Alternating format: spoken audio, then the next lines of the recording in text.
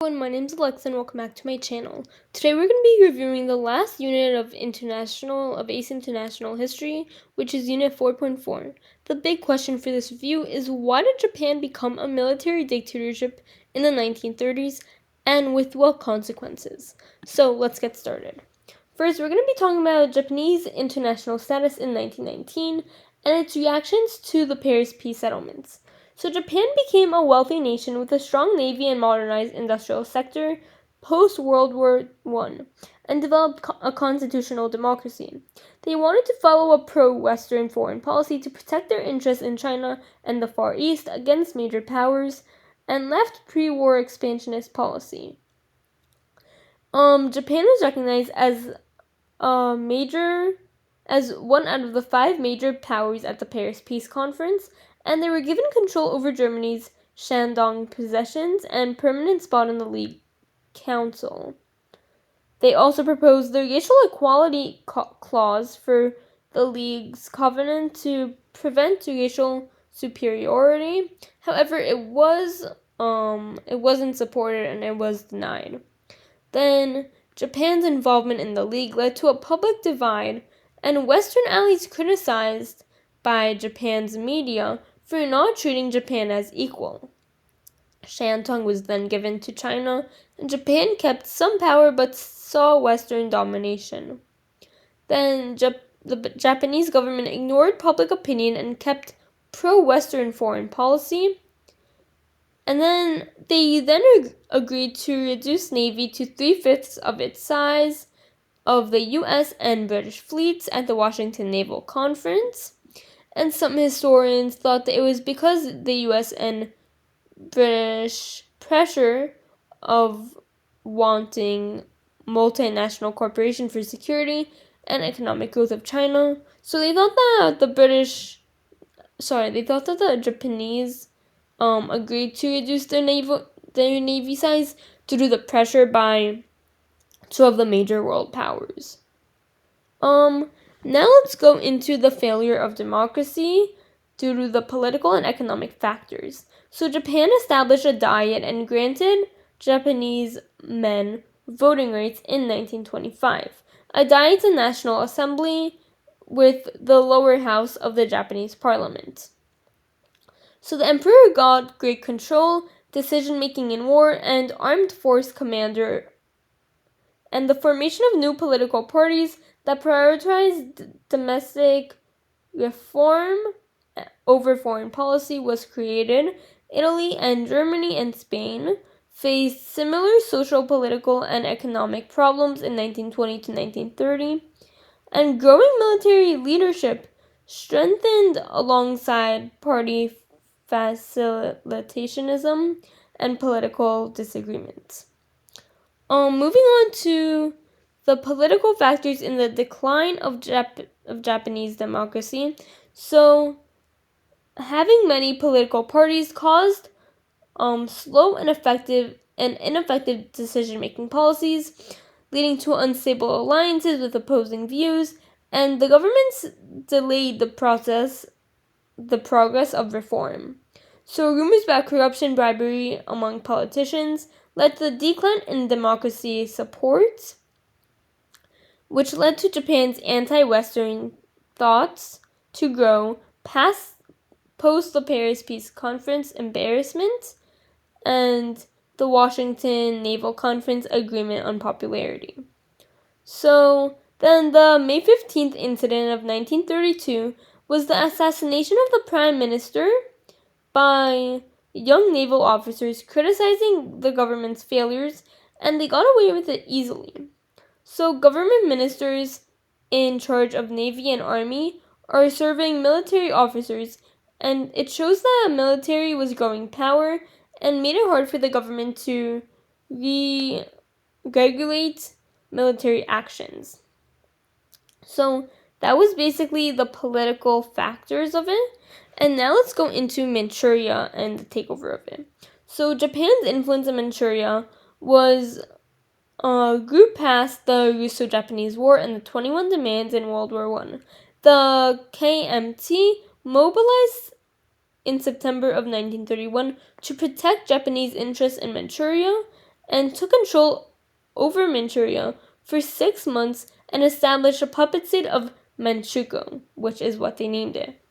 Japan didn't grant permission to act, or they weren't granted permission to act, and the emperor was opposed but unsure about withdrawing the Kwantung due to the prestige of it. Then in 1931, it was a good time to evoke, because China was distracted with floods and war at the time, so Japan ended up becoming a military dictatorship and ended their democracy. Now, talk about Emperor Hirohito for a second. He was alive in 1901 to 1989 and brought Japan to World War II and escaped prosecution in 1945 for war crimes. Now, let's go to the implications of military rule for Japanese expansionism. So, the Leiden Commission investigated invasion, but Japan continued military expansion, and the League decided that China should get Manchuria, but Japan had already had control of Manchukuo. So, Japan's delegation left the League, and the League did not try to get Japan to relinquish their control. Japan leaders advocated for more expansionism in China, and others prepared for conflicts with the USSR. Then in March of 1933, Japan withdrew from the League and rejected arms control in Washington Naval Conference agreements, which were no longer valid. Then the Anti-Comintern Pact in November of 1936, and Italy joined it in 1937.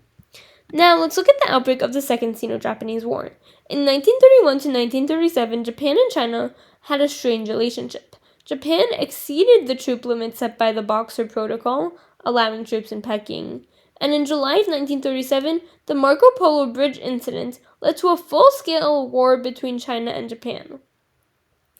Japanese training exercise was misunderstood by China, which led to gunfire and declaration of war. This prepared Japan to take over major China cities, and China's nationalist government relocated more western. This also led to the unity between communists and nationalists and put an end to war in 1939. Now, looking at the dilemma facing Japan, the division of Japan's military leaders after World War II outbreak in 1939, many supported aggression, seizing Dutch, British, and French for eastern possessions.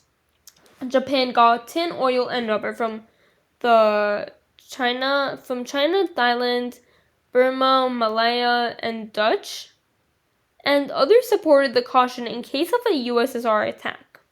Then Hideko Tojo admired Hitler and was sentenced to death for war crimes by international tribunal and was hanged in 1948. Now, there are also reasons for Japan's involvement in the Second World War. So Japan began territorial expansionism, which was a conflict with the USA, and expansionism policies were limited until 1940, the Japanese invasion of French Indochina.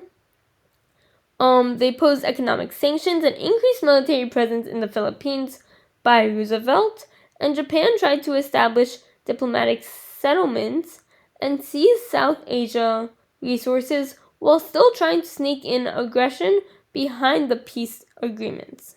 In November of 1941, diplomatic relationship between Japan and the USA broke off, and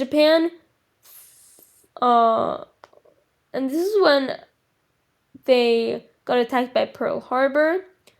So in December of 1941, December 7th to be exact, there was a surprise attack on Pearl Harbor, and American casualties and naval damage.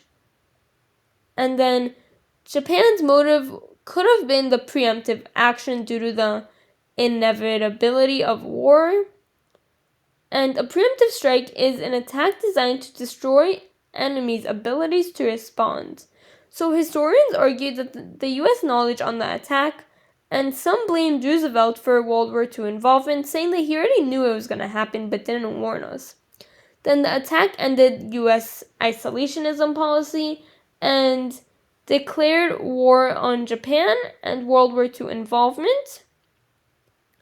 And it worsened by Germany declaring war on the US, and the attack did not meet Japan's goals, which led to war against powerful nations. So that's all for the rest of ACE International History.